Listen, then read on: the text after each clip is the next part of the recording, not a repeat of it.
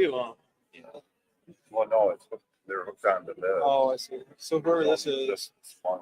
So we got to figure out who has the Sony. Okay.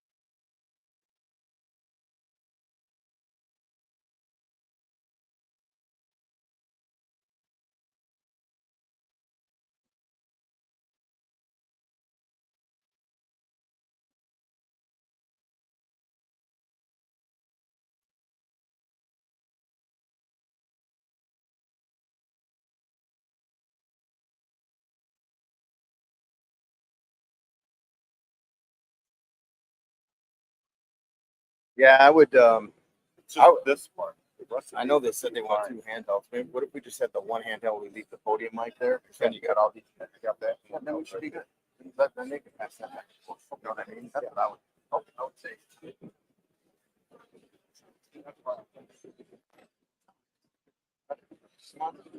Fine, one mic.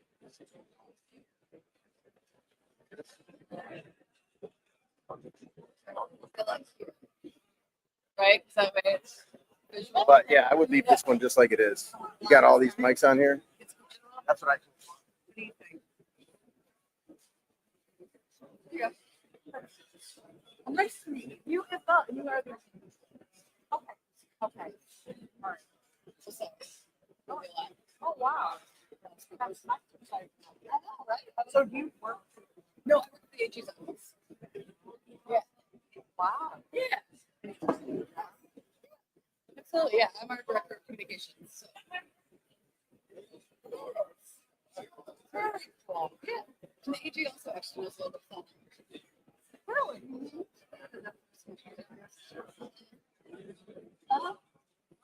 I'm the first one to school. Yeah, she didn't go to school. Right. Yeah. Where did you grow up? East Detroit. Oh, I grew up down in Allen Park. Oh, okay, cool. No. Oh yeah. Yep. Bingo. Oh, it's so big. Yeah. Never. Yep. Yep. My husband asked me once. He's like, "What's bingo?"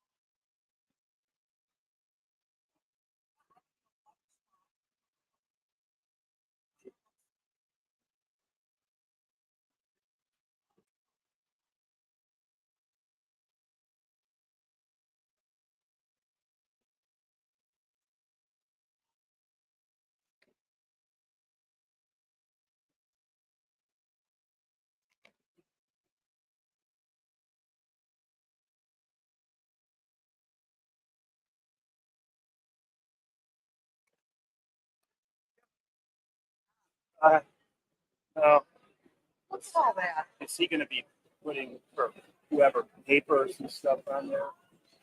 I don't know. Oh, that? Whoops. See, Yeah. I'm helping this person out over there. Yeah. Oh my gosh. I'm screwing everybody's next up. If anybody can hear me, I'm sorry. I'm fixing it. I'm fixing it.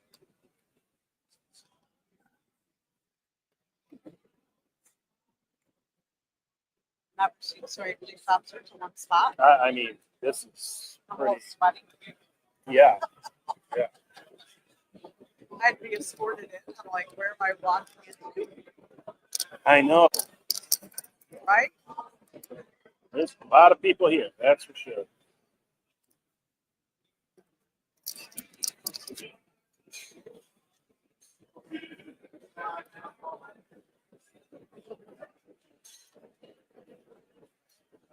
All right, it's good.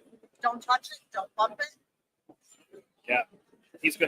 Somebody's gonna come up here and he's gonna move the mic and Yeah, all of them and they're all are gonna gonna go, fall. and then we gotta come up in front of everybody and get embarrassed. That's weird. Nice to meet Tammy. Right. Nice to meet you. Thank you.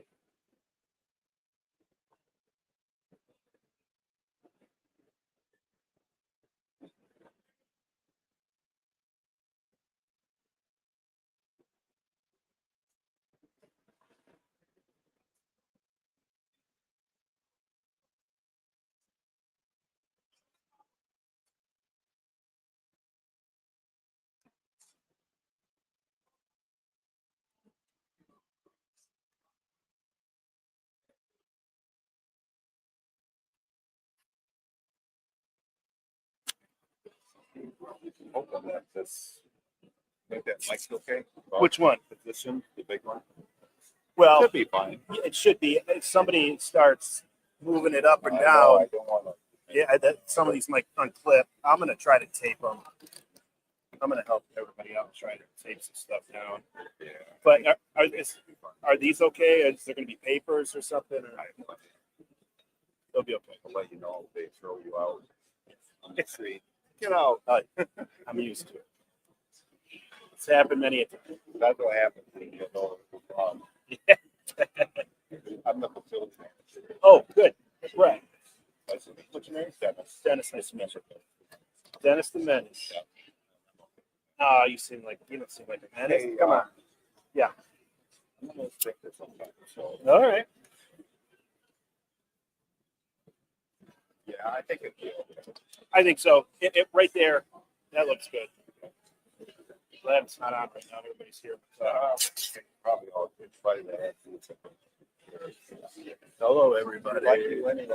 Yeah. Everybody's all the very media. cool and friendly. God bless.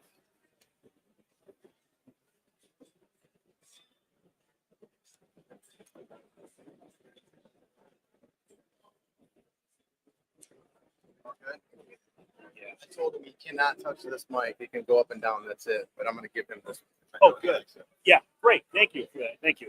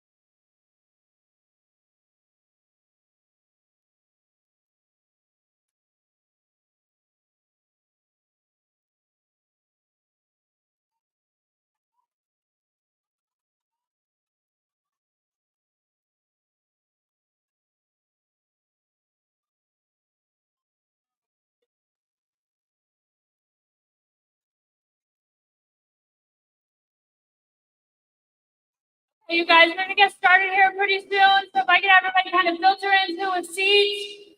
If you've got an empty seat next to you, raise your hand so somebody can have a seat. There's bleachers in the back as well. If you have a postcard that has questions, you could pass them all to this side over here. We'll collect them later. And the bathrooms are out in the hallway. If anybody needs those, I think several of you were aware of those when you were coming in. But you still got some people coming in. So if you got a seat empty next to you, go ahead and raise your hand so somebody can filter into that seat.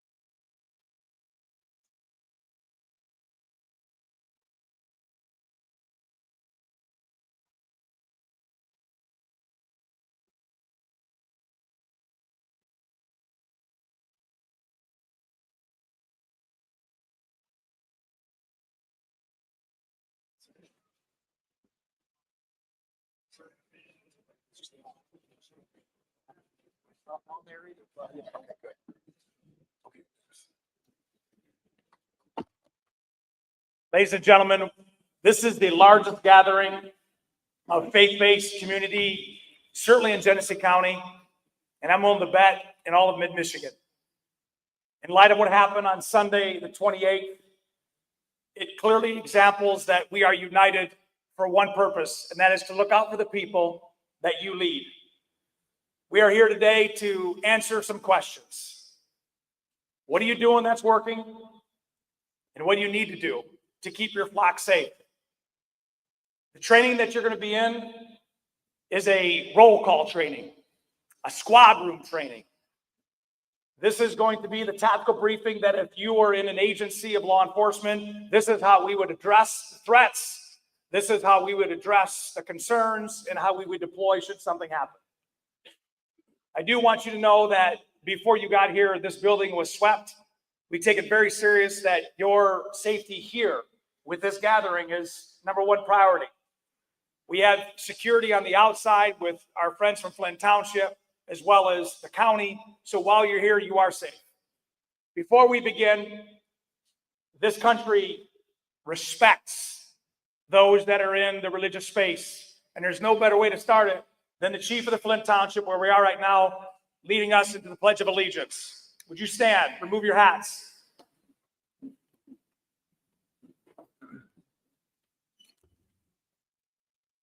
I pledge allegiance to the flag of the United States of America and to the republic.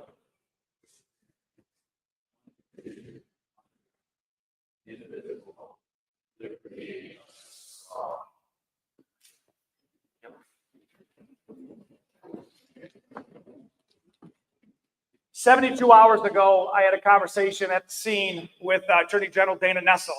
And with all the agencies that were there from the beginning, our first on-scene Grand Blanc Township, the Department of Natural Resources, and then fire and EMS, and all of those who responded to the church in Grand Blanc, you quickly figure out what you need to do there, but also it's the things that you need to do to keep it from happening again. When it was suggested by the Attorney General that we have a PowerPoint that addresses these specific concerns that churches have when it comes to the legal side, it makes sense that we build a tactical briefing on how to respond, how to protect, should something happen, but most importantly, answer your questions. And that's what today is going to do. Now, I will also add that at the end, we have an incredible partner through a company called Boundtree. And the Sheriff Paramedic Program, they are our vendor for all of the medical supplies that you see Sheriff Paramedics use when they respond to medical emergencies throughout the county. Everybody in this room is going to get either their own trauma dressing that's going to be demonstrated by Deputy Roy, or their own tourniquet. So you have something to jar what you need to build out on. So we're so thankful that everybody here is going to get something when they leave. We also want to thank Dan Russell from JHS, who provided not only this building, but also bought chairs to make sure that this room had enough space for everybody. We initially planned on 200. And today we had an RSVP of 506 people. That's because you care about those who come to your places of worship and you want them to be safe. The reason we were able to put it together in 72 hours, because we knew that yesterday's holiday, tomorrow's Sabbath, today's prayer time, Sunday is church time. This applies across the board. So we're going to give you that information, and it's going to be very, very succinct. There is always more that you can learn. There's always more that you can do. And throughout this whole topic that we talk about, there's going to be a time where I ask more questions, and then we're going to hear from you through the question and answer. But then there's a, what do we do next after this? So sit back, enjoy, take notes, consume the information, and it will be a benefit to you, I promise. Our first speaker is going to be the Attorney General, Dana Nessel. There is a question when it comes to legalities, state law, federal law. What can you do? What cannot you do? Where does the civil rights violations come in? Carrying a pistol, not carrying a pistol, telling somebody to leave, telling them to stay. What can you and what are you appropriately allowed to do on the legal front? Ladies and gentlemen, to answer that question, go through a PowerPoint. Please welcome to the stage Attorney General Dana Nessel.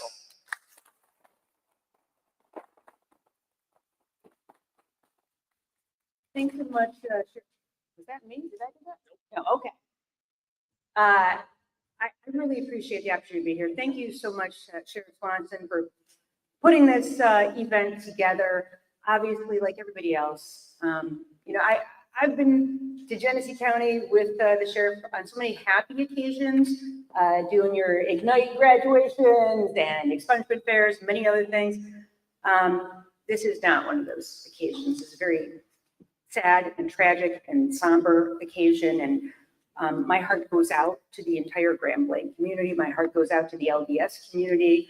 My heart goes out to those who lost their lives, their loved ones, the people who are still suffering from injuries. But I guess I will just say that I look at this as a tragedy, but also an opportunity. And I say that because of all the work we did in light of the Oxford school shooting. That was a horrific tragedy beyond imagination. But as a result of that, what we did is we strengthened the safety and security of schools all around the state.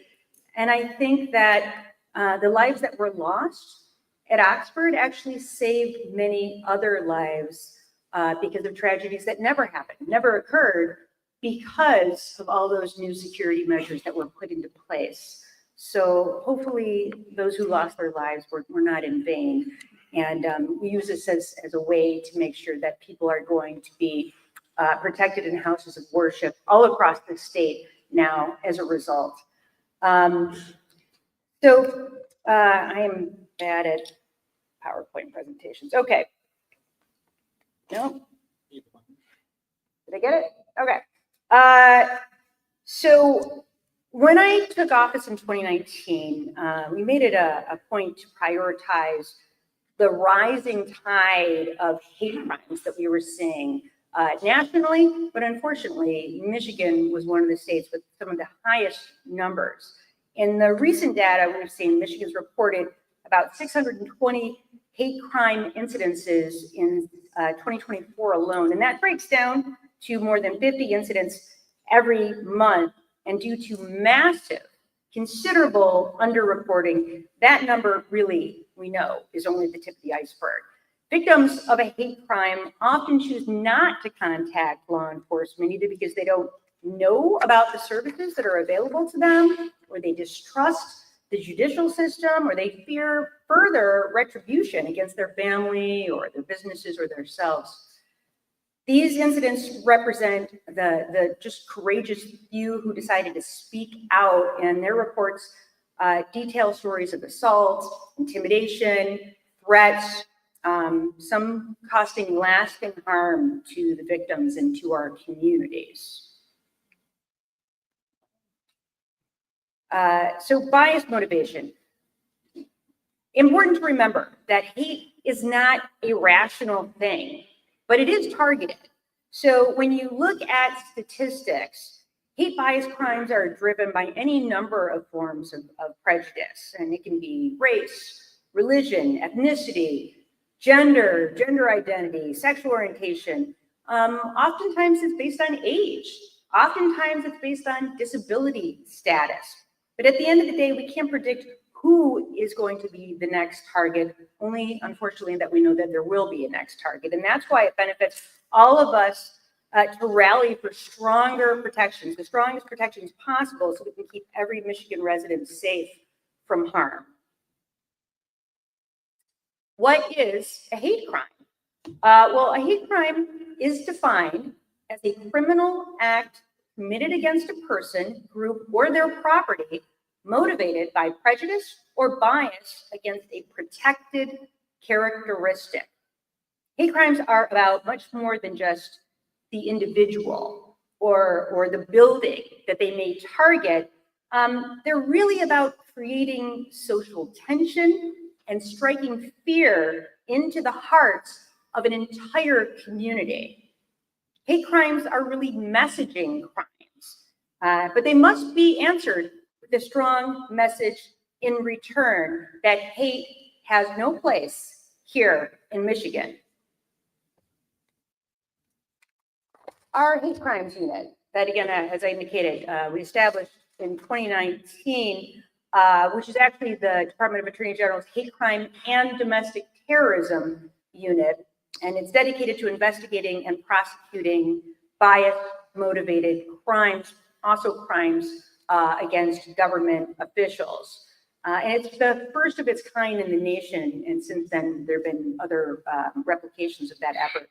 Our hate crimes unit works with federal and local law enforcement partners to ensure that crimes of this nature are thoroughly investigated and that the offenders are prosecuted to the fullest extent of the law. And to date, the unit has investigated, well over 100 tips. We've prosecuted dozens of cases. Some have been pretty massive, taking on anti-government militia groups, white supremacy organizations, and those who have threatened violence against our communities. And so if you or someone you know you think is a victim of a hate crime, I encourage you to report it to local law enforcement, but also report it to us at the AG's Hate Crimes and Domestic Terrorism Unit at hatecrimes@michigan.gov. And why this is so important is because the Department of Attorney General has expertise that oftentimes they just don't have at the county prosecutor's level. We handle all of these First Amendment related cases, and we are the ones who have to defend state laws if and when they are challenged, including a recent challenge to some of our domestic terrorism laws and anti-terrorism laws. So we do have a lot of expertise, and even when the county prosecutors handle this, of course, we are there to support them to make sure they have the resources they need. But also, sometimes people don't feel comfortable for whatever reason reporting to their locals. And if that's the case, you can come directly to us to make a report. What is a civil rights violation? Well, in some instances, bias-motivated conduct might not necessarily rise to the level of a crime, but it can still constitute a civil rights violation, and that applies to any act or conduct that unlawfully deprives an individual or a group of their rights and privileges guaranteed under our many state and federal laws. So for recourse, you can call or email to report it at the Michigan Department of Civil Rights, and you can file a complaint online at mi.gov/MDCR. What is a hate incident? I'd like to be clear about this. Hate itself is not a crime, and our civil liberties protect the right to speak out even about the most horrendous and terrible things. A hate incident is an action, behavior, or speech that expresses prejudice, bias, or hostility against a person or group based on their protected characteristic, but it does not rise to the level of criminal activity. So hate incidents may involve offensive comments, gestures, or other non-criminal behaviors. But even though hate incidents cannot be prosecuted, they should still be taken very seriously. And they could be a red flag moment that, if left unaddressed, could escalate to violence at any moment. So it's really important still to take note of hate incidences and to memorialize them and to make sure you're keeping track and reporting it. If you see something, say something has never been more important than it is right now. 59% of domestic terrorists began to exhibit concerning behavior more than a year in advance of their actual violent plots. So be aware of signs to look out for. So things that you may want to look for. Grievances. People that may feel wronged due to a real or perceived experience. This feeling might stem from a sense of injustice, victimization, or embarrassment in a relationship or in their workplace or in their life in general. Violent ideation, the decision to see violence as an answer. While many people have thoughts of violence at various times, most people will not move towards pathways to violence. Research and planning of an attack. During this step, an individual might begin doing research on past attacks, looking into weapons, potential targets, or locations for an attack. Pre-attack preparation plans. In this phase, people are psychologically ready to attack. They might begin preparations such as collecting weapons, building explosives, target practice, or purchasing special clothing or equipment that they wouldn't otherwise need. Probing and breaches. This step is not always included in this pathway, but it is common to do a dry run of an attack. The individual may visit the intended target, look for security cameras, assess police presence or call in a fake bomb threat or shooting. And they may change their plans based on what they learn. And then unfortunately attack, the final step in carrying out an act of violence. So it's not always a linear path to violence. These are steps between the grievance and escalation, and it's different for every person. But there are little windows, excuse me, of opportunity where a potential criminal can be reached and stopped before tragedy occurs. We have the power through our laws and rhetoric to influence what the final outcome turns out to be. And law enforcement can only address a problem that we know about. So if you see something concerning, please bring it to our attention at the earliest opportunity. And again, it may not be a crime, but it may be an opportunity for some other form of intervention. Reporting. A couple of tips for reporting a hate crime. Your first priority should always be to ensure the safety of the people with you.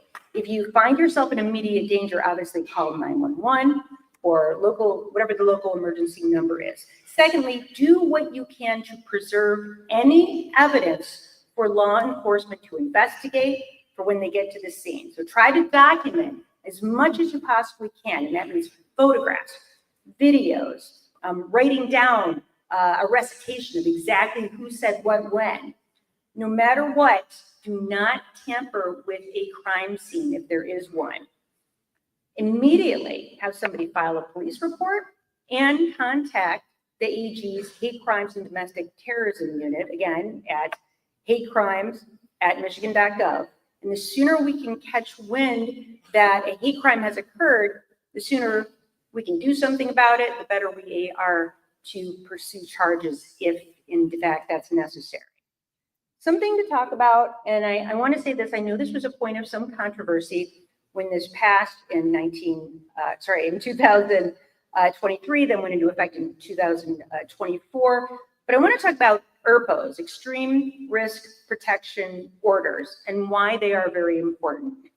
So, as I said, this passed in May of 2023, and these extreme risk protection orders, also known as red flag laws, allow a civil court, not a criminal court, a civil court, to temporarily prevent someone at risk of harming themselves or others from possessing or purchasing firearms. ERPOs are a tool, just one tool to prevent gun violence like a mass shooting, but also to help prevent suicide attempts, gun injuries, and gun deaths generally. There have been hundreds of ERPOs issued in Michigan since the law's passage. Most of them, the vast majority, are at the request of law enforcement. But petitions can also be filed by family members, housemates, and healthcare providers who are concerned about someone who is close to them. Removing firearms temporarily from an individual in crisis, it's not going to end their crisis, but it does provide this window of opportunity to set that individual back on the path to recovery before the situation escalates to violence. And I encourage all Michigan residents to familiarize themselves with our state's red flag laws to protect themselves and their loved ones in case of an emergency. And you can learn more about this at mi.gov/crime victims rights. And these forms can be found on your with your county circuit court family law division. They are the ones in charge of ERPOs. And again, this is only in case where you have an individual who is at risk of violence towards someone else or towards themselves. And mostly these have been utilized to prevent suicides. And I think they've been very effective in that.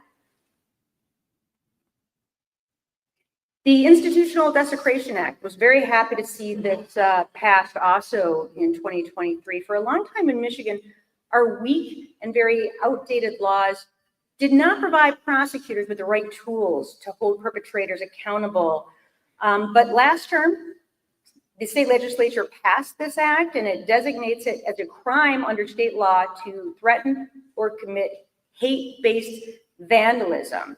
And the law went into effect February 2024, and it includes a variety of tiered penalties based on the extent of damage or if it's a repeat offender. And, these are important because this isn't just graffiti, right? Somebody targets a mosque, a temple, or a church. It's not the same as somebody, putting graffiti on a mailbox. But it wasn't really treated much differently. And we know that it is a different kind of crime, and it's intended to scare people in a very different way. And what I like to call these types of laws that we have, I call them murder prevention, because more often than not, people who commit assaultive hate crimes didn't start out with human victims. They often start with property damage. So our hope is that we can use these laws to catch and hopefully rehabilitate those who act out through vandalism before they graduate to violent acts. The new Hate Crimes Act. The state legislature also recently took time to modernize and strengthen our state's hate crime statute. The first time the law had been updated in the 35 years of its existence. Previously, violations, it was called the Ethnic Intimidation Act, were considered very low-level offenses with a very narrow scope of enforcement and honestly very little power of deterrent. So the newly enacted Hate Crimes Act, which became effective April 2nd of 2025, expands the definition. It includes, in addition to the other groups that were already covered, including race and religion and ethnicity, also covers sexual orientation, gender identity, but also age and disability. So those are added to the list of protected classes. The law also designates malicious acts of violence, property damage, or threats based on bias, as I indicated, felony offenses with tiered penalties.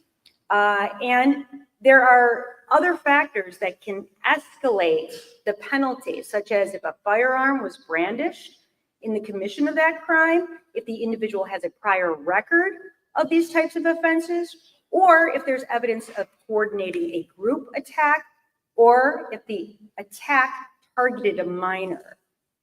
This legislation reform is really helping to make sure that no one in Michigan has to fear for their safety because of who they are or where they worship or any other unique attribute of their identity that contributes to the diversity of our state.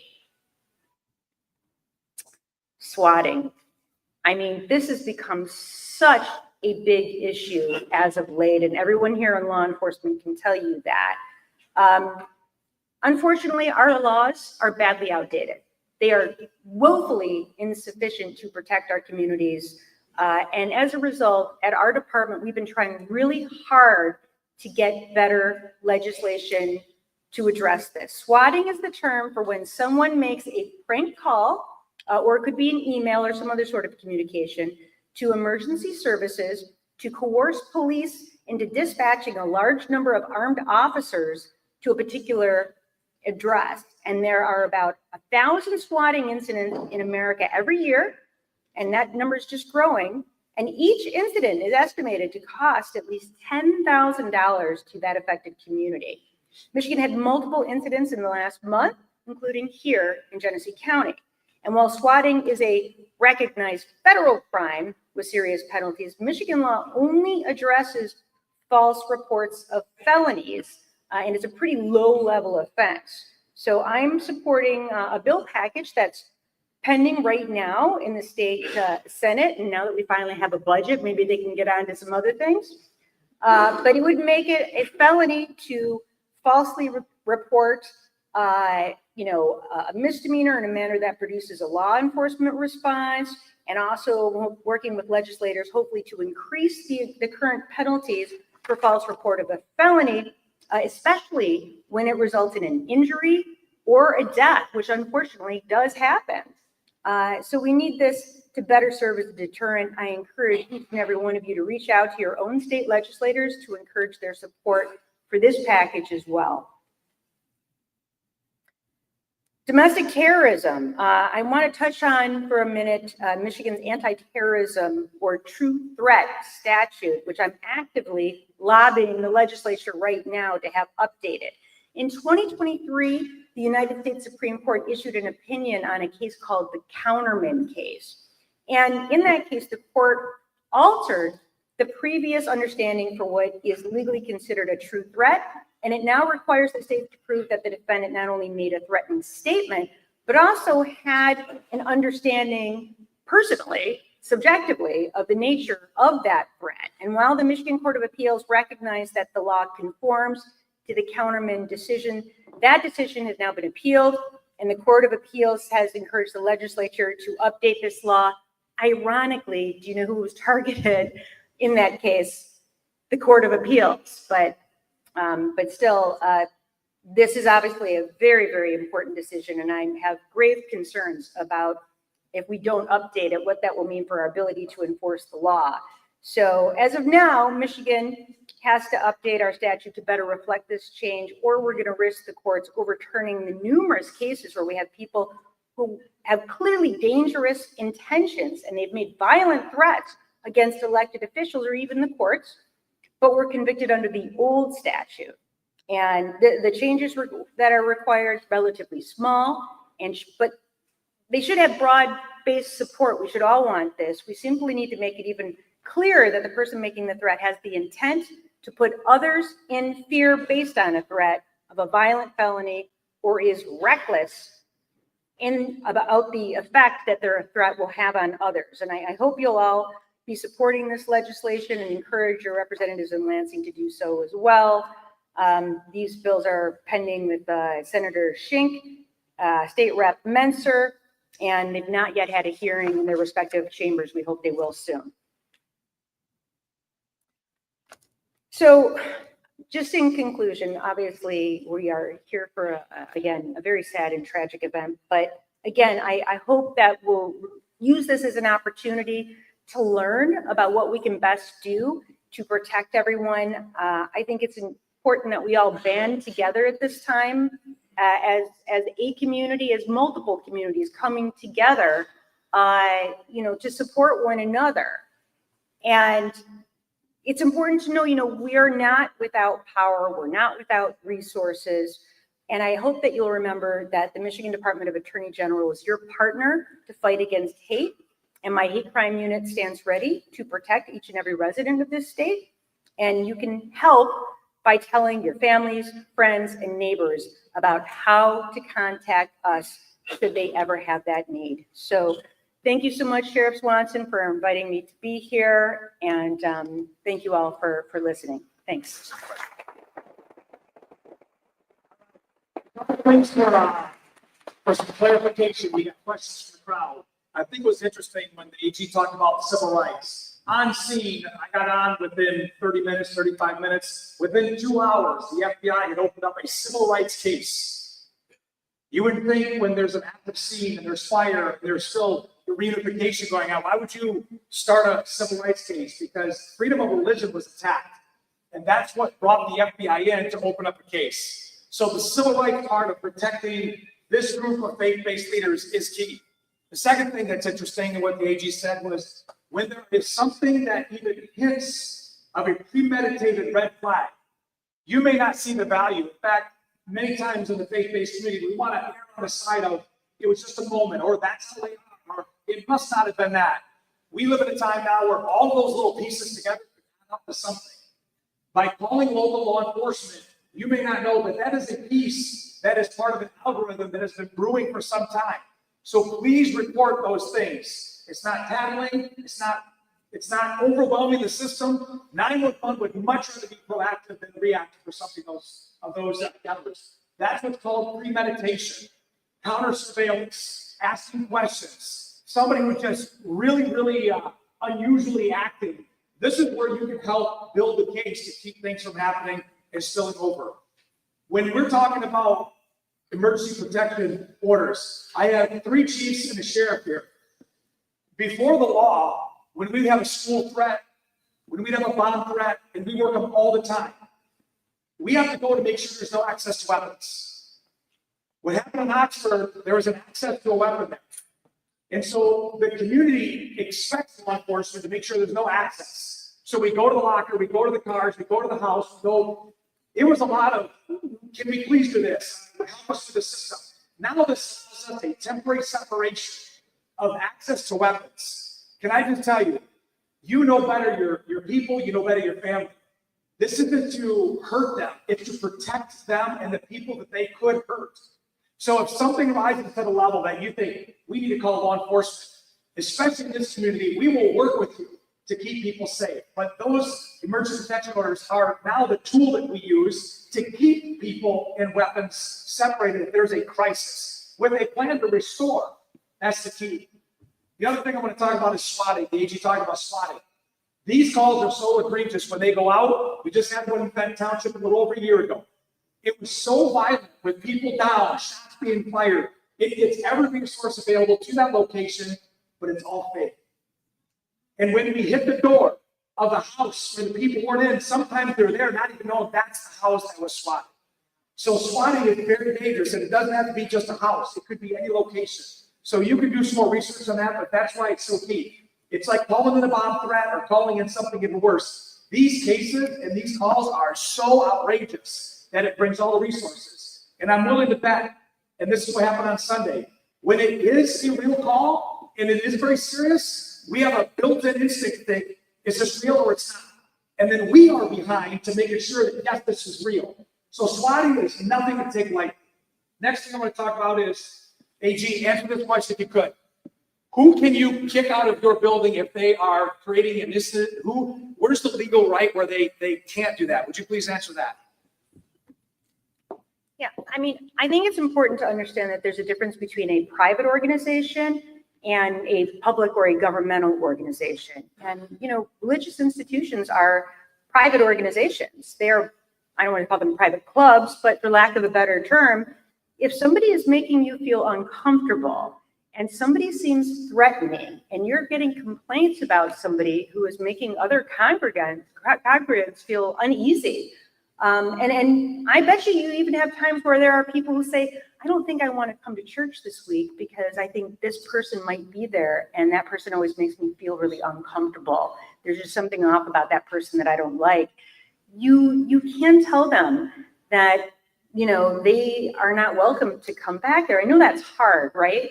But I think you start off with something where you're trying to get that person help and you're trying to make that person know and understand what their actions are that are making people feel uneasy. So I know it's a tough thing to do, but just sometimes it has to be done. And I think it's important to remember you have the congregants to protect. And so there may be people that you need to take that action. I think your security team has to deal with this. Another question, if I may. CPLs that people carry inside the church, is there an approval process they have to go through with that faith-based leader to carry inside the church? Do they have to identify for somebody who has the CPL holder? Yeah, I mean, I know that, you know, churches are deemed to be, of course, sensitive places in terms of places where weapons can be banned. Obviously, a church can make arrangements with a particular CPL holder to be able to have a CPL, a concealed permit, and to be in possession of a firearm at that location. And it's our recommendation, and you probably do this in yours, is whoever your security lead is, to have a list of those that are approved, that have CPL, and then there's a list of those that have been approved by the board, and just keep them in the file so you know who's there. Much more to talk about on this topic, but to stay sensitive to what we have right now, I would say that everything we deal with, the next one is going to be how to flee, fight, barricade, in a fire. What do you do when it's happening? There's going to be a lot of questions after each module. This is the beginning. This is where you use discretion to know we need to learn more, or we're right on track. So there's a lot more here, and I know that we have questions out there that you could write on cards. If you have those questions, pass them down to either side. The staff will collect them, those little note cards. But we're going to get to the next module, and that is Lieutenant Rudy Lopez and his team throughout the county, working with law enforcement, has instructed tens of thousands of people with active shooter training. And I can tell you, when we had the reunification and law enforcement was leading people from the church to the Trillium, which was a commercial business that shut down in order for them to have reunification, the ones that were the most calm were the ones still at school. The middle schoolers, the elementary students, they were so noble because this is what they were trained to do. So law enforcement is here to do that for you. There's more that we can do, but please welcome to the stage Lieutenant Rudy Lopez.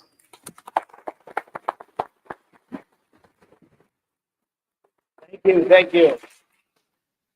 All right, today we're going to talk about protecting faith-based organizations.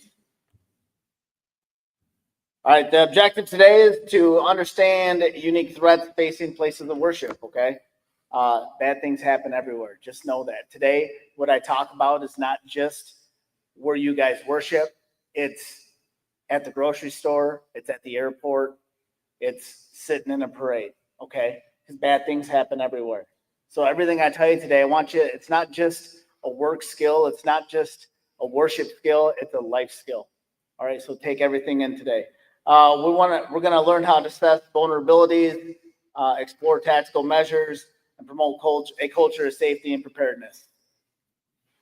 All right, why security matters. Recent incidents targeting religious institutions, that's why. All right, you have groups of people that come to you to worship, okay, and to enjoy one another and to be together to do that, right? So that's why it's important. We have an obligation to make sure that they're safe, okay?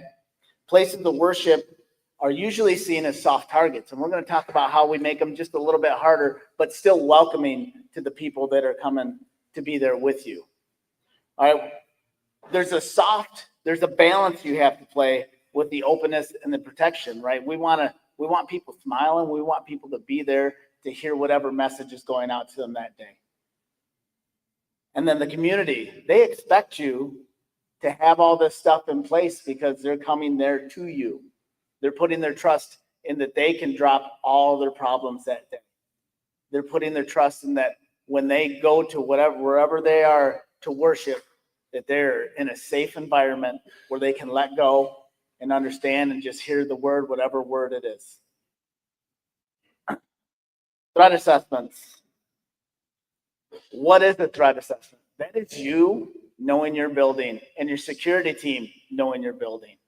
All right, you should do walks around your building every day. See if anything's changed. See what's going on. See if bushes are growing too large to see through. Okay, see if anything's overgrown. What's going on? We have to know what's going on in our building all the time.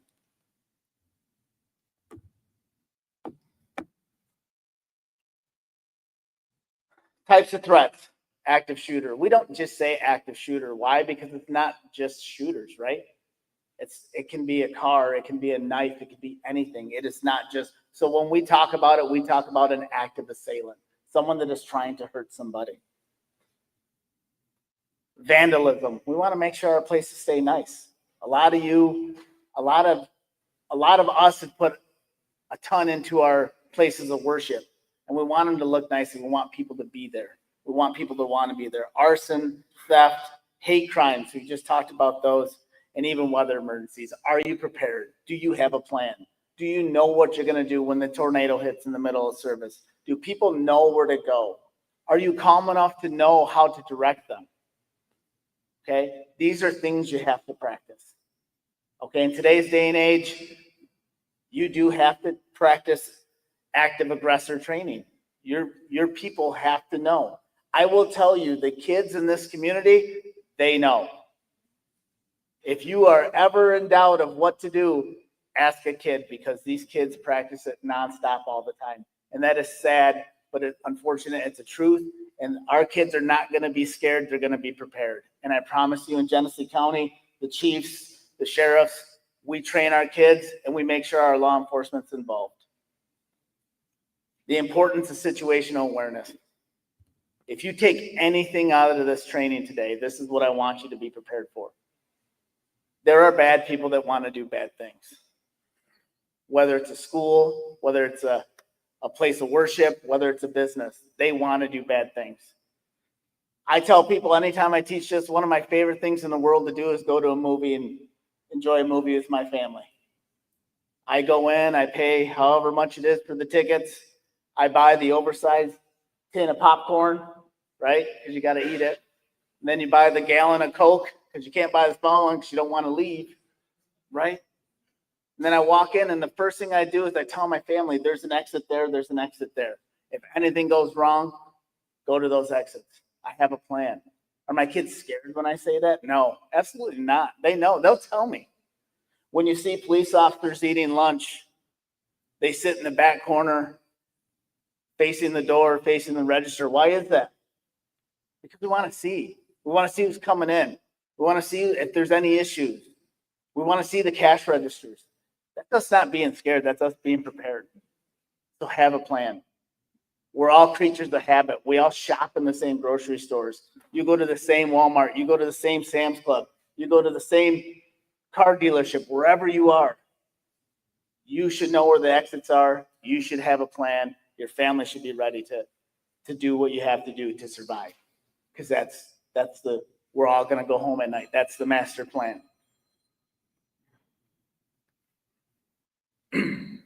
Security personnel and deployment.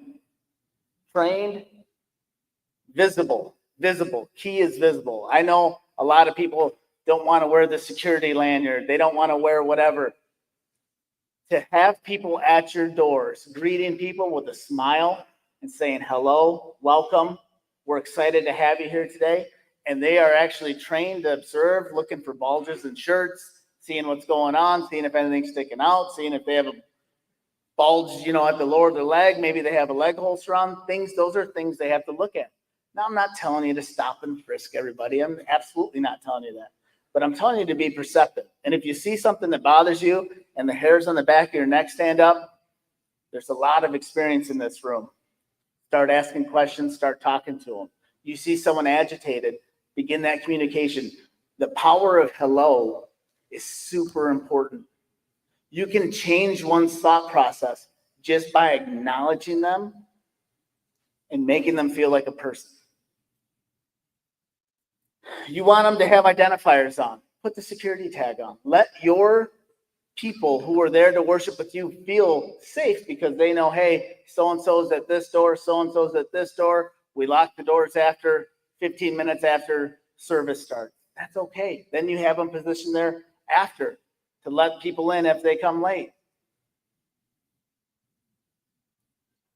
Exterior patrols. This is also super important. You want somebody in a security car, golf cart, whatever, patrolling your lots, driving through, see if there's anyone pulling on car handles, seeing what's going on in your lots. Hey, there's someone walking through the parking lot. He's acting really strange. He's wearing a winter coat and it's 95 degrees out. There's something there, right? Something might be there. So they should be able to communicate with radios to the staff inside. Hey, just let you know he's walking towards the east door. That is the kind of communication that is important. Surveillance and monitoring, super important. And I'm not going to touch a lot into this because Captain Kennemer is going to go into a little bit. Placement of cameras. And if someone's monitoring it live, if they're watching it live, or if it's recording. All right.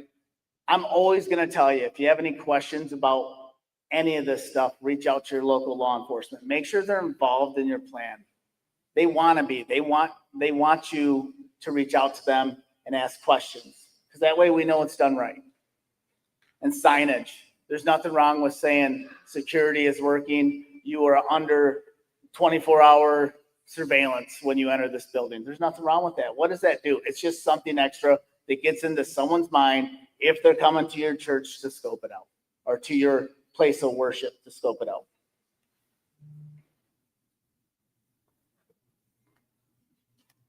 Hardening the facility, access control. We want you to secure your windows and doors, okay? And that's super tough. I get it. Some buildings are old and outdated and your windows have to be open to get a breeze. I understand that. All right. But you have to at least be able to monitor them if you're open.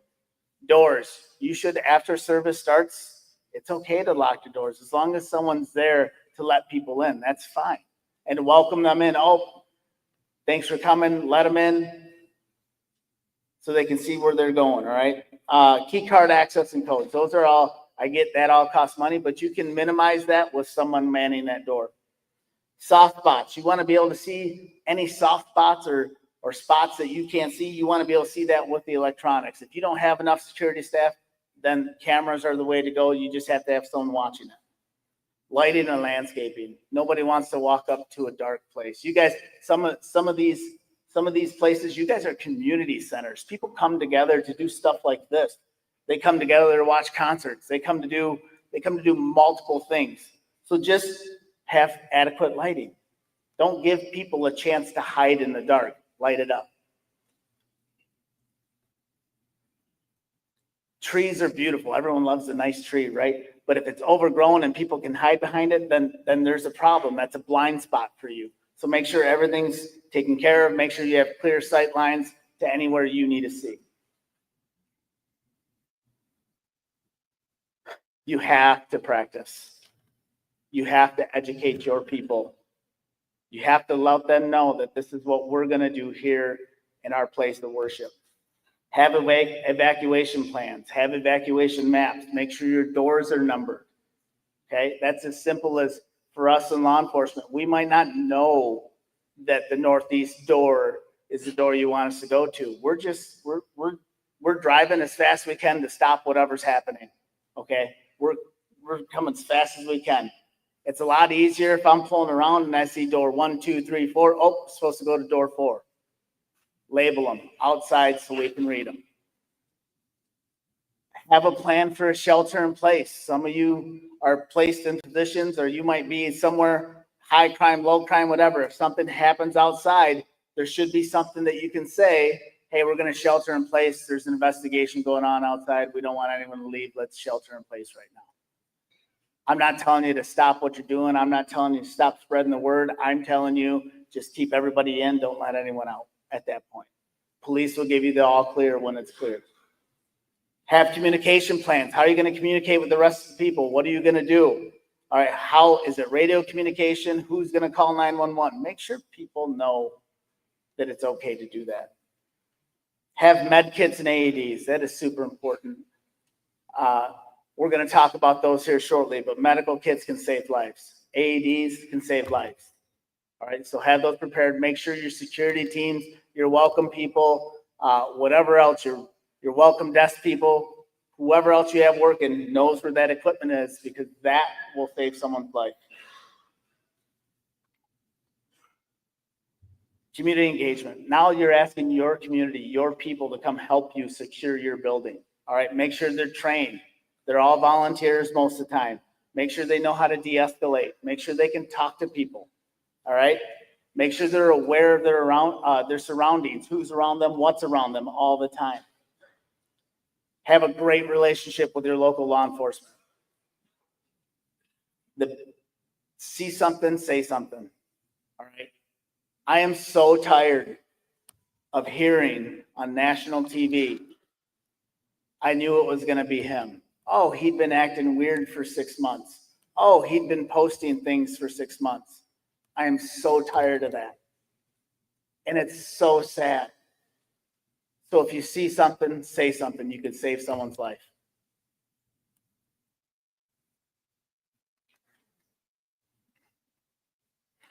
Now we're going to talk about your response options. It's proven. When you have options, we're telling you it's okay to do these things. Okay, why do we do this? Because back in the day, we never told everybody it was okay to run. It's okay to run. All right, we never told anyone it was okay to fight. It's okay to fight for your life. You don't have to be a victim. All right, and hiding, if you can't run and you can't fight, you better hide as best as you can or lock down. These are tools. You're putting these in your tool belt. These aren't steps. All right. I can't tell you that you might just use one, you might just run. All right, these are not linear. You might use all three, you might not use any of them. You just have these 3 steps. You can run, you can hide, or you can fight. Those will increase your chances of surviving any kind of critical incident. Run. This is the preferred option. If a bad guy came in here right now and wanted to start shooting and we all took off running and we got out the door and we met at Donna's Donuts across the street, which is great, we're all out of here, right? That turns into what? A man with a gun, right? That's our specialty. We can deal with that all day. As long as there's no one in here for him to hurt, we have time. We've now taken time away from the bad guy and given it to the good guy. If it's safe to evacuate and you know that there's shootings going on the other side of campus and you can get out, it's the safest thing to do. That eliminates potential victims. If everybody here is gone and we are out of here, we are safe. Get as far away as fast as you can. Here's what I will say. You do have to notify law enforcement of where you are. Because once we know that you were here, we want to make sure you're okay. And we want to get you the help that you need. All right? Be prepared to give a statement. We got to know what's going on. We got to put the pieces together. So just know if you do get out and you were in a place where an active shooter took place or an active aggressor was, we want you to know that you have to contact 911, say, hey, I was there. Where do I need to go to give a statement? Because it is an investigation and we have to find out. If hiding ever becomes unsafe, this is what we want you to do. If you are locked down in some place and it is no longer safe, we want you to try to run if you can. That's breaking windows out, doing what you got to do. Hide or lock down.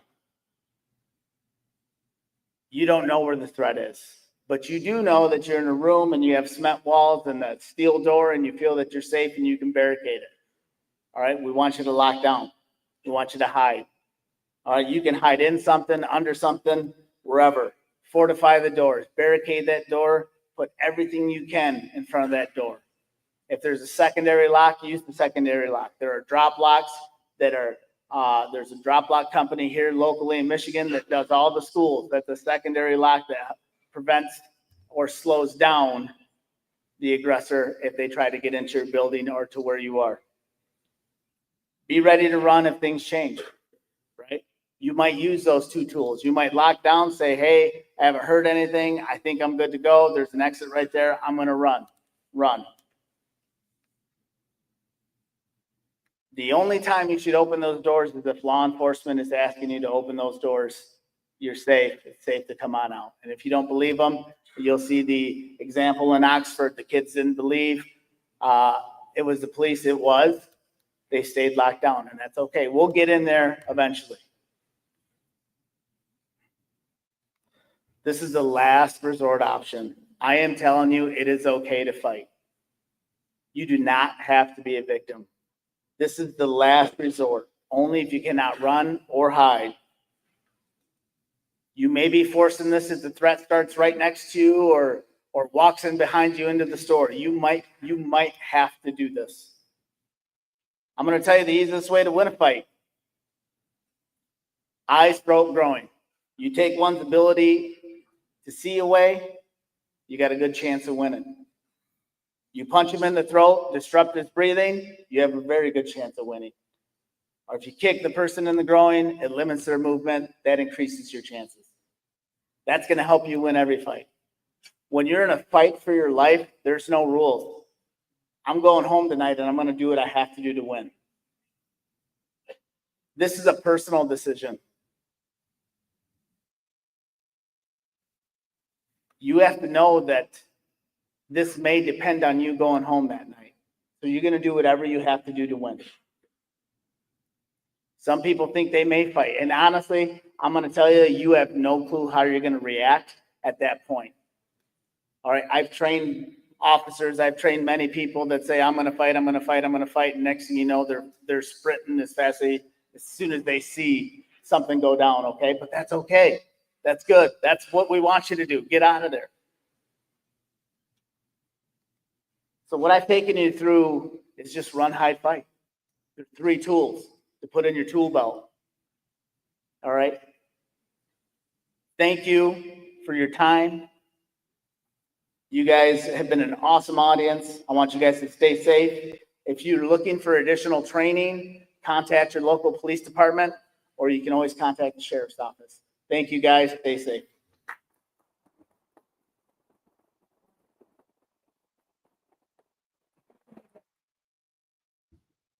In just a minute, you're going to hear 4 law enforcement executives, a sheriff and 3 chiefs. But before that, we have questions that came to us that overview a lot of what Lieutenant Lopez said that I think relates to everybody here. Number 1, how can we raise safety awareness among members without creating fear? Reality is, it can happen. And that denying violence is not going to save lives. It's how you message it. Message it anyway. Number 2, what kind of training and awareness should we provide our volunteers and greeters? This is why we're doing this today. We have static cameras here with VidCam. We're going to break this down in modules. Lieutenant Lopez is working to take that run, hide, fight, put it in a digital playbook. Everybody will have that. You can go to different places. You can get that information, but the key is you have to be aggressive and try to get that information to your people. You're going to hear from local law enforcement in a minute how you can go count on them and they will help train as well. But you have to role play, you have to practice, which means there are times that you may tell your service, at the end, we are going to practice a run, hide, fight scenario. If they know in advance what they're doing, now it happens and it becomes natural. When you prepare in peace, you perform in chaos. The majority of life is lived in the parasympathetic system. That means you're just kind of going through life, but that sympathetic response, that fight or flight, you're not thinking, you're reacting. So the more you can train and the more you can react in a way that's going to save lives, your members will appreciate that because they will know what to do.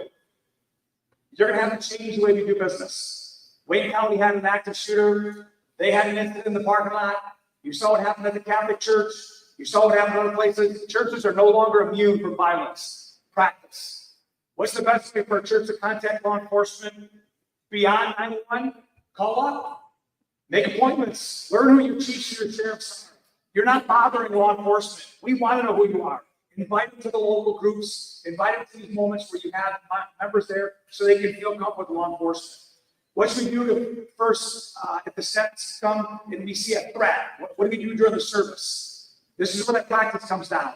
You need to learn lockdown drills. You have an outer perimeter and an inner perimeter. When the folks are worshiping, who's on the outside that can use, and you're here for a minute, comms, who can lock down the doors to make sure that the outside threat doesn't come inside? You have to have those comms built in. There's got to be a procedure. Locking those doors, like Lieutenant Lopez said, that is safety. How often should we review and update an emergency safety plan? I recommend once a year, my recommendation. What's the best way for our church to communicate with law enforcement if we feel unsafe?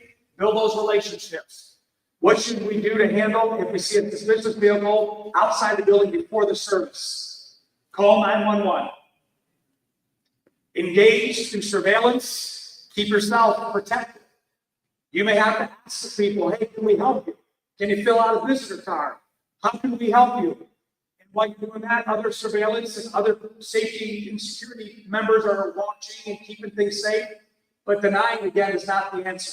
But get 911 on the board. I can tell you, whenever there's a school threat, you call 911 to school, the cavalry's coming. Same thing in our church buildings, our mosques, our synagogues, our temples, in a faith-based community. Is there a mass notification system the church could use? You're going to hear Captain Kenneber in a minute about comms. How do we give that message out? If I'm here and this is our congregation, it may be right from the pulpit. It may be through comms that the security is hearing something's going up. There's a code system. There's a notification. We're going to stop what we're doing now. We're going to keep people safe. Should members be searched before entering the premises? No. You don't want to get to the point unless you see something, then you say something, you can isolate. Again, this is an open forum, and you still have those legal boundaries.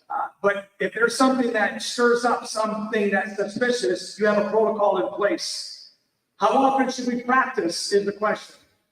We do things in our office and in the police department. We shoot 4 times a year. We use tactical training 4 times a year. When you role play and you do it, it could just be even a tabletop. just with your leadership, then your members, but 4 times a year keeps it front and center. If there's a mass notification, what's the best way to let people know what's happening? That code system. In the jail, code red means fire. Code green means violence. Code blue means medical. Code gray means weapon. The more you do that, the more people know when they hear that, they go into that auto response. Do you think security members should be CPL holders during the service? Yes, as long as they have the ability to safely carry their weapon and know the force continuum. Anybody who's got a CPL, that force continuum, you and I fall under the same standard as going to the Attorney General if we pull our weapon and certainly use it. Then if the threat goes up, your response goes up. If the threat goes down, your response goes down. And the obligation rests on you, unless it's an active shooter. An active shooter is committed. There's no negotiations. Two brave officers that responded on Sunday as they engaged the shooter because the decision was made to pull the trigger. And they saved a double or triple body count. Ladies and gentlemen, would you give a round of applause to all those first responders for that?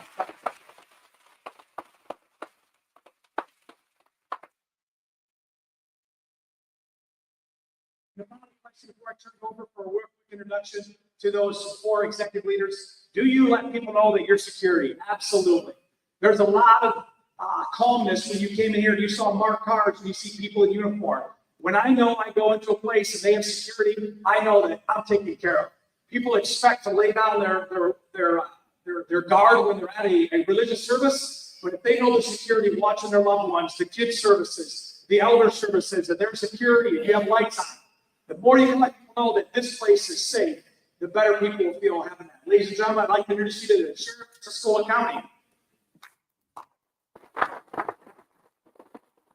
Good afternoon. My name is John Robinson, Sheriff of Tuscola. I came down here today, same reason you guys all knowledge, information. I want to pass this information along to churches in my area. If there's anyone in the crowd here from Tuscola County that doesn't have current plans in place, contact my office. Between me and our emergency manager, Steve Anderson, sitting in the back, we can come out to your places of worship and help prepare for things like this. I just want to thank the Genesee County Sheriff's Office for putting this on. And lastly, my heart goes out to the entire community that had to deal with this tragedy. Thank you. Dear friend of mine, I've known him, we've come up the ranks together, the Chief of Flint Township, where we are right now, Chief Wayne. Good afternoon, everyone. Again, Chief Brad Wengler. Thank you, Sheriff, for having the opportunity to come here today. I brought 2 of my executive command staff, Lieutenant Mike Nemechek and Sergeant Neil Donovan, there in the back of the room, making sure, again, that this building is secure. So if there's any questions for any faith-based organizations within Flint Township, we will make ourselves available to ensure that you need all the information that we can provide. Thank you.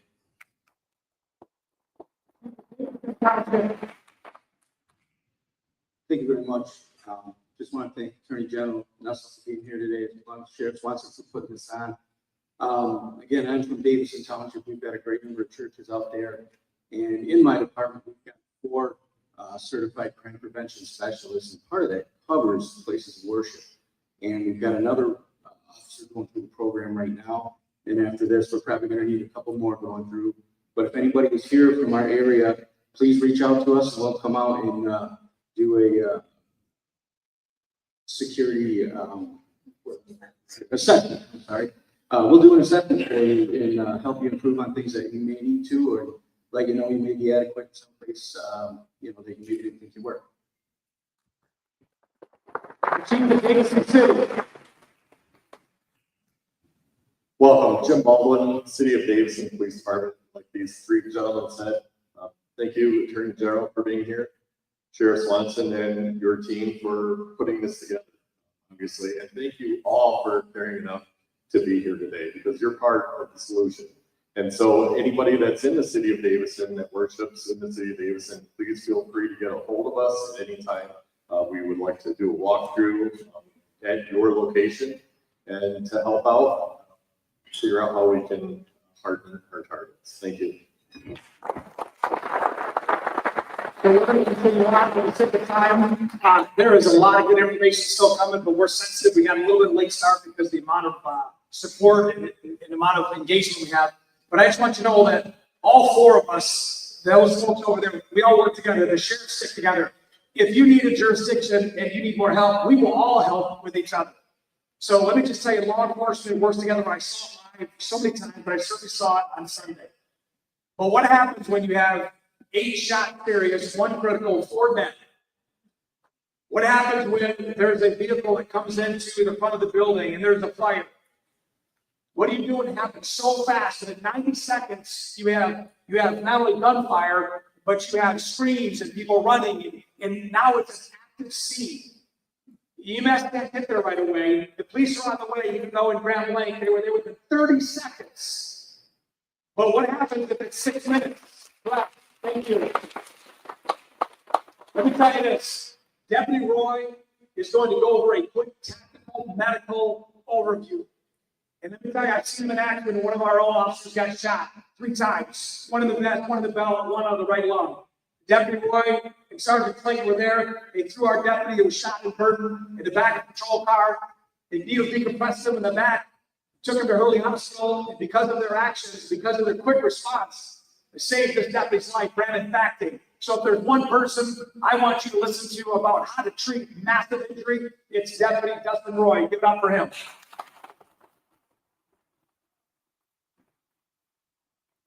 Good afternoon. How's everybody doing today? Good. I like engagement. It makes me feel more comfortable. Like you said, I'm Deputy Dustin Roy. I've been with the Genesee County Sheriff's Office for 8.5 years. Prior to that, I worked for a local ambulance company, Swartz Ambulance. So I've been a medical first responder in this community for about 12 years now. It's been an honor and a privilege of mine. So thank all of you for showing up today. I really, really appreciate it. Today, we're going to be going over the basics of hemorrhage control. So in a traumatic injury, massive hemorrhage is the leading cause of death, preventable death. If we can control massive hemorrhage right from the get-go, it buys your victims or your patients time. Time is a luxury we don't always have, that we always wish we had more of, right? So let's give them as much time as we possibly can. Every patrol car at the Genesee County Sheriff's Office has one of these bags.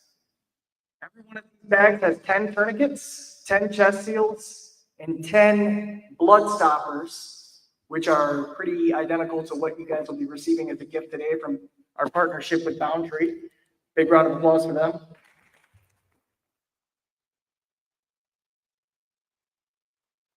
Our command staff also has larger versions of these bags that these bags can fit into, and I'm pretty sure the larger versions of them can hold 5 of these bags each. So that's 50 tourniquets, 50 sets of bandages, and 50 chest seals that you can use to treat approximately 50 people. I'm not sure of the size of each of your place of worship, but we can definitely treat the vast majority of people with one large bag. There's 3 levels of awareness I like to talk about. I'm also a field training officer at the Genesee County Sheriff's Office, and I teach all of my rookies that come through that you need to have 3 levels of awareness. We've all heard about situational awareness ever since we were knee highs, right? What is the situation at hand? What do I need to do to rectify that situation? The next level of awareness is self-awareness. What am I capable of? Am I capable of handling this situation? And finally, you have equipment awareness. What equipment do I have to rectify this situation, and do I know how to use it? So today we're going to touch on all of that. First and foremost, Lieutenant Lopez did a pretty good job at talking about situational and self-awareness. I'm going to get right into the equipment awareness. I'll show you a couple examples of things that you should have in these emergency bags on hand. It's getting to the point where most public places, including places of worship, have AEDs on site. Anybody heard of an AED? Automatic external defibrillator. It goes hand in hand with CPR. It's getting to the point in the world where, along with an AED, we should have an emergency med kit as well. As I said before, our emergency med kits that we have in our patrol cars have chest seals, which we use to treat injuries to the thorax, to the chest or the back, okay? Injuries to the extremity, we have tourniquets, so your arms or your legs.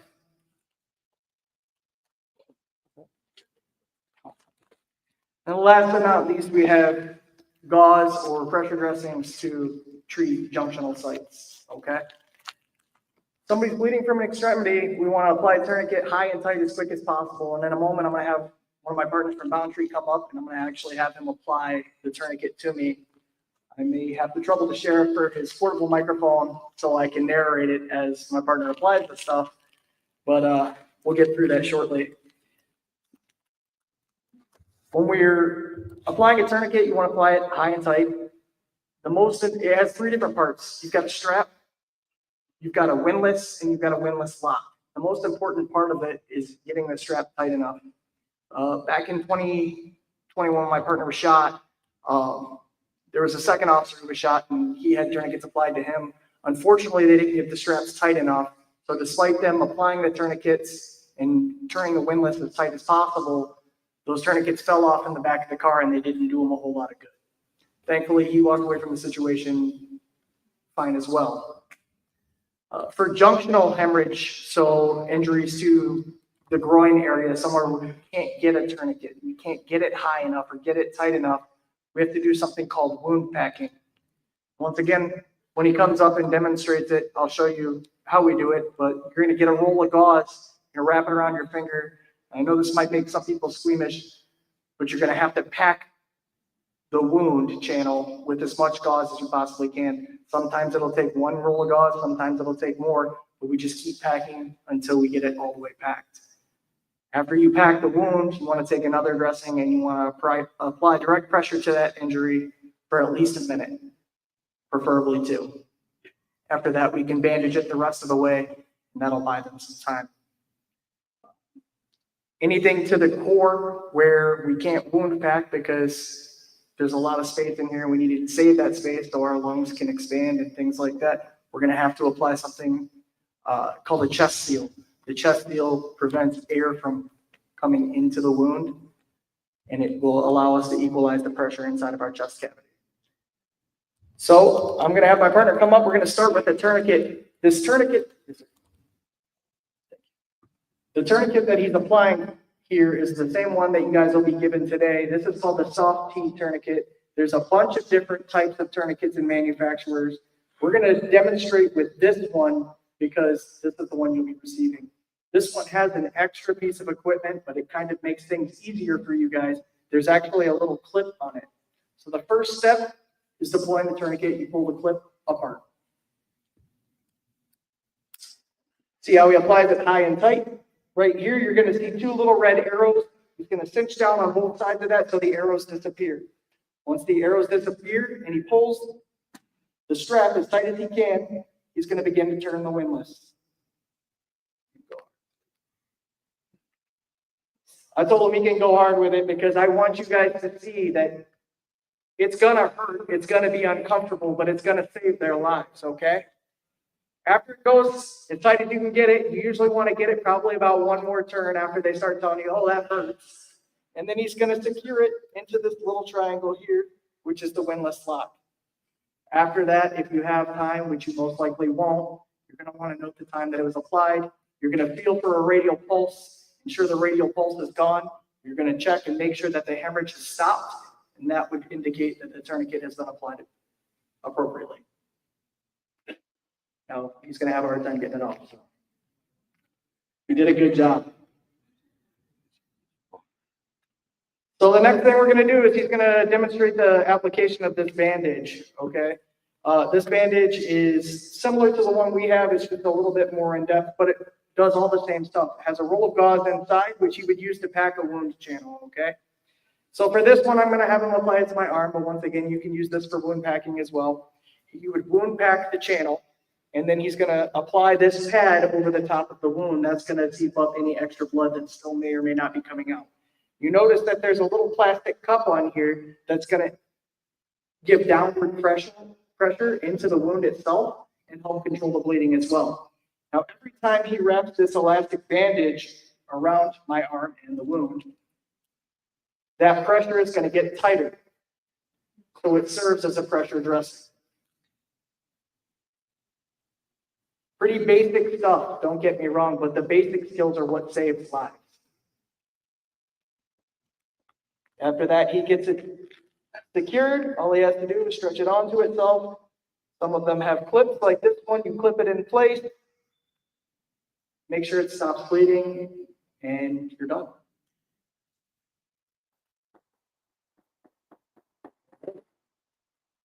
So for anybody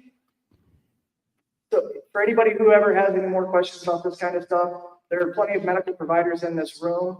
They wouldn't be here today if they weren't dedicated to the cause. You can ask any sheriff, deputy, paramedic that you see out on the road. We'd be more than happy to demonstrate or go further into the skills with you.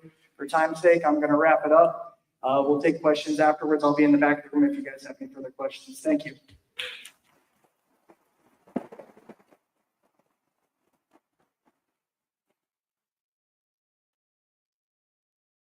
Just remember, this is not a first aid kit. It's a trauma kit. Tourniquets, dressings, chest seals. That's it. Plug the hole. Stop the bleeding. Direct pressure stops 99% of all bleeding. What you just witnessed there, you may think, I don't know if I can do that. I'm not a licensed. You don't need to be licensed. In 2017, the Mandalay Bay shooting, 1,000 rounds went out in 9 minutes. 60 people dead, 413 wounded. You may not have any time to stop and do a full assessment. All you're doing is stopping bleeding, because it's a dynamic scene. So what Deputy Roy just showed you is you need a trauma kit based on the size of your attendants and have them in multiple locations. The reason we have bags of 50 and bags of 100, because it may be the first officer on scene, but more is coming. But the key is when you go out there, you're going to get a choice of either a dressing or a tourniquet for free because of boundary. That's just to start the process. You need to fill it out, and there's no time to waste. The reason we did this training in 72 hours is because we knew that things could happen. And you cannot waste or wait any time because ready never comes. How we deal with this when it comes to treating your people, take action today. If you already have kits, make sure all of your staff know where they are, make sure it's updated, make sure it's not dry rotted. But the 3 things you need in a trauma kit, based on the size of your attendance, is gauze, trauma gauze, tourniquets, and chest seals. You got a hole in the chest, plug it with a seal. You got a hole in the body, plug it with gauze. You got massive bleeding, tourniquet. Any questions about these? All right. Our final address is going to be comms and surveillance. Captain Dave Kennemer is going to talk for real quick. I know we're just a little bit behind, but lives depend on this. So I appreciate your patience. What do you do? You know what radios to use, what kind of cameras to use, ladies and gentlemen. Captain Dave Kennemer. Thank you. It's truly an honor to be here. I see a lot of faces that I've worshiped with, a lot of people that are just have the heart to serve the community, and it's an honor to see the turnout today. So this is a high-level view of things to look for when you're looking at upgrading your security cameras, things that you're looking at when you want to upgrade your communication system, things to think about. This is not meant to be a comprehensive course, right? These are things to consider, some of the technology that is out there. Oh, wrong button. All right, first of all, the very minimum that you need to look for is you want to have a minimum of 1080 resolution, preferably 4K. 4K will actually allow you to later to zoom in, get details that you can't see initially. 4K is preferred, but we know how budgets go. Low light vision. You want to make sure your cameras can record and get detail under low light. So for the outside cameras, especially even inside, if someone gets into your building when no one's there, you want to be able to get those details from that.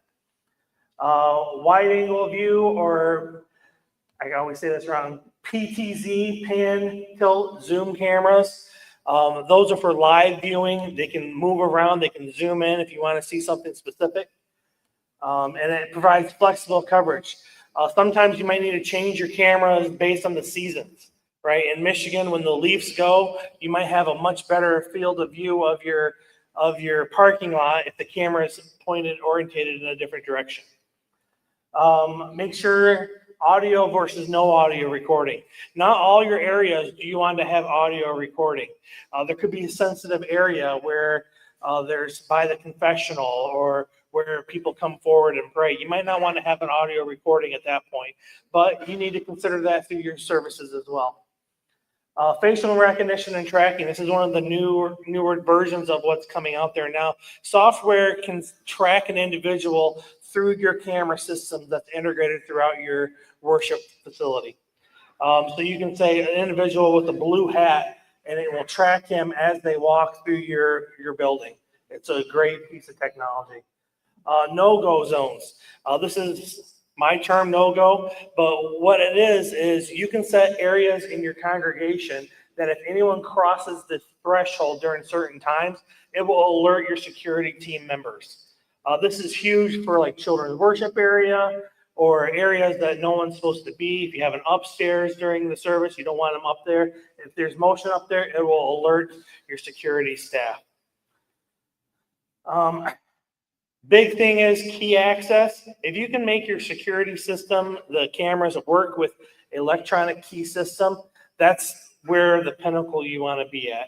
So when you have key access, it automatically records who is and takes a picture of them getting access into your areas. Recording. Remote viewing access should be a priority for you. This is also live and historical. It's huge for law enforcement when we go on scene to be able to remotely view where the individual went, how they gained access to the building, where could they be now. And you got to sometimes backtrack his arrival to see where he's at now. Okay. And then live just helps your security team address any threats accordingly. Who has access to that? It needs to be something that you need to consider, whether it's just your security lead or your whole team, maybe a leadership. Who has access to view that historically and live? Who is the gatekeeper of that access? Retention time. Available policy for retention. A lot of times if you're going cloud storage now, which is the way to go, a lot of times it comes with a cost. So determine how long you want them to retain your records for so you know going back. You don't want immediate overwrite. You do want some period of time because as you heard earlier, a lot of times there'll be a pre-run. They might show up. They might show up and see a response. They might show up at odd hours. So you want to be able to backtrack that, especially as law enforcement. If something happens, we want to go back through and see if the individual was there a week ago, if they were there a month ago, if they were there 2 months ago. Redundancy backups, make sure whatever company you go with has the redundancy backup. If you're keeping it internally, make sure you get a hard drive that is secured and backed up. Whether if you lose power, you don't lose everything. That is a massive concern. Let's talk really quickly about comms. Comms, the best way to do it, the most quickest way to do it is radios, walkie-talkies, two-way comms. Push to talk, there's no dialing. It doesn't rely on Wi-Fi or cellular service. You want to do UHF as opposed to VHF because it has a higher penetration. It can get through walls. It can go through basements up to the upstairs. You want to talk about earpieces. You don't want everyone in the congregation to hear every concern your security team has, right? When you first walked in today, you saw most of our security, our sheriff's office was wearing earpieces.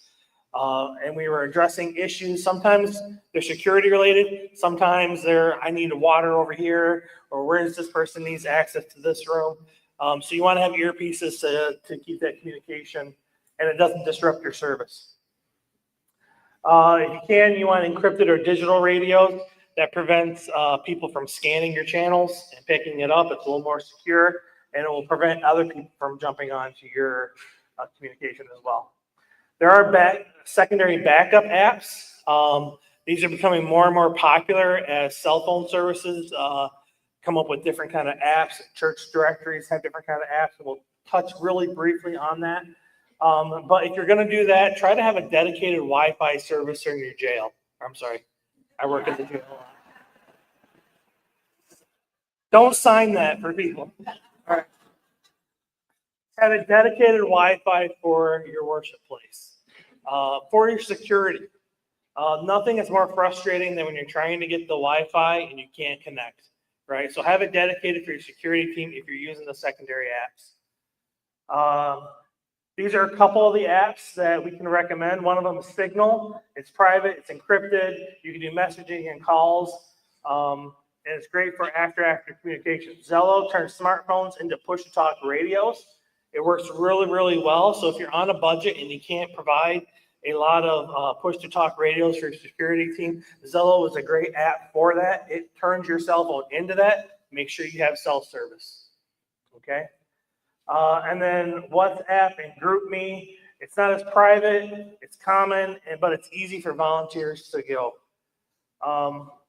Keep the conversation on comms simple, clear, and professional, right?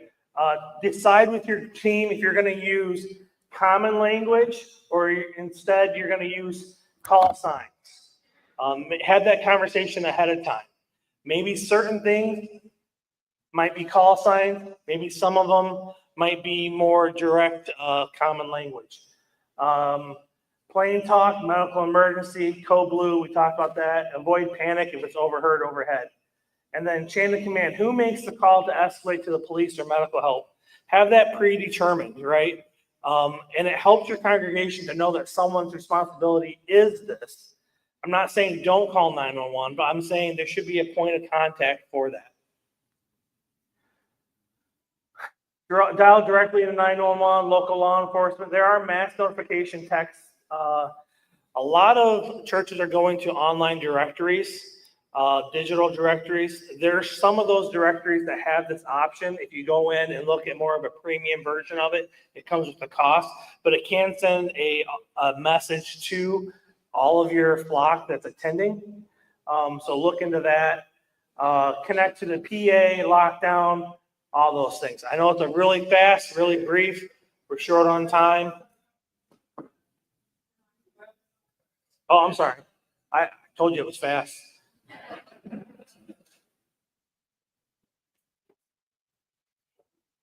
Yeah, we're going to send all this to you, have the whole recording, so I know you're taking pictures. This is great. Captain Dave Conner, thank you. We also trying to have one more little slide about the mental health part of it, what you can do to get people to help. And thank you to our ESL interpreter. She is going 100 miles an hour. So before we get to our final one, and that is Dan Russell, when you have a member who's in crisis, what do? When you have a member who is fighting addiction, or you think that there's some really big red flags, where do you go? Well, Dan Russell, who is the director of JHS in Genesee County, to answer those questions. So let me tell you this. Right now, you should already have an idea. You know, we are on the right track. Or you think we need to get to work, and tomorrow is too late. When it comes to the legalities, you have to train as much as we do.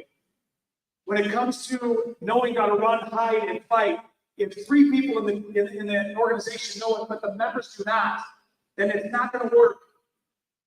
But when you see what happens on a Sunday morning, when everything is calm and the chaos strikes, you are always going to respond how you were trained. And so I'm encouraging every faith-based leader and every security leader. It's not to create this panic or this fear that's been mentioned. It is to protect the people that you love. And if you join churches and join mosques and join synagogues and join temples and join faith bases, hey, let's do this together.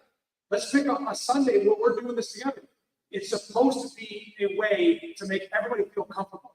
We know the dangers of getting in a car, going too fast, and wearing a seatbelt. That's why we have speed limits and seatbelts. You do that, you're protecting people.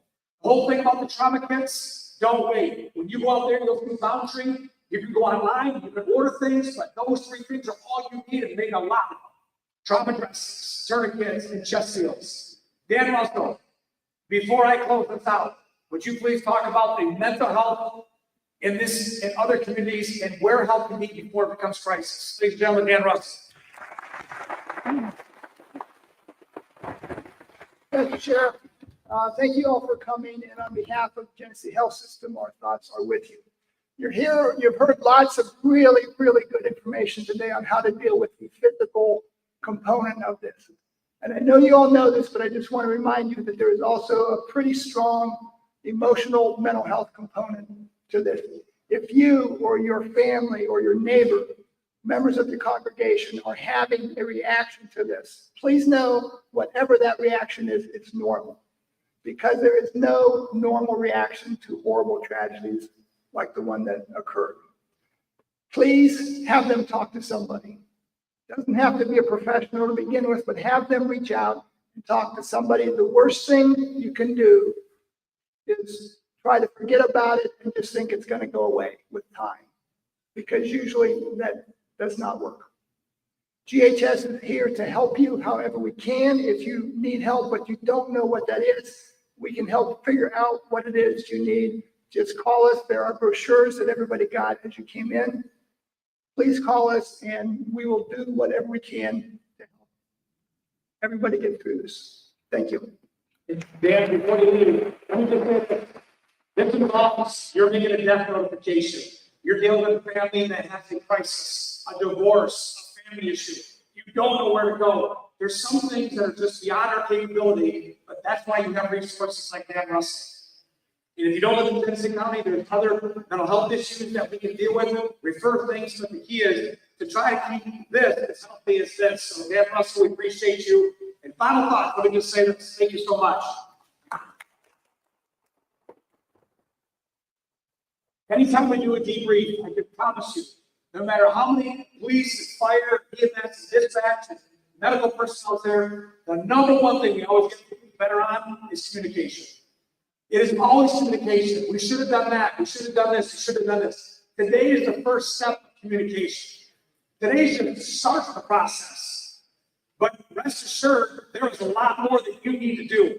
If you need a threat assessment, call your local law enforcement. Go to the office. We do not have the resources to knock on your door and say, how can we help?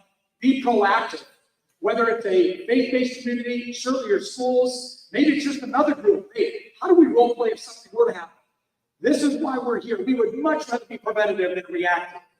But this is the start of it. This is why Attorney General cleared out their schedule and law enforcement came here and this building said, stop.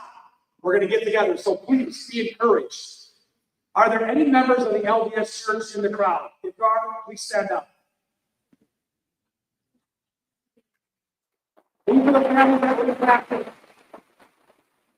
We are with you. We know we love you. We're going to take care of your members and take care of your families.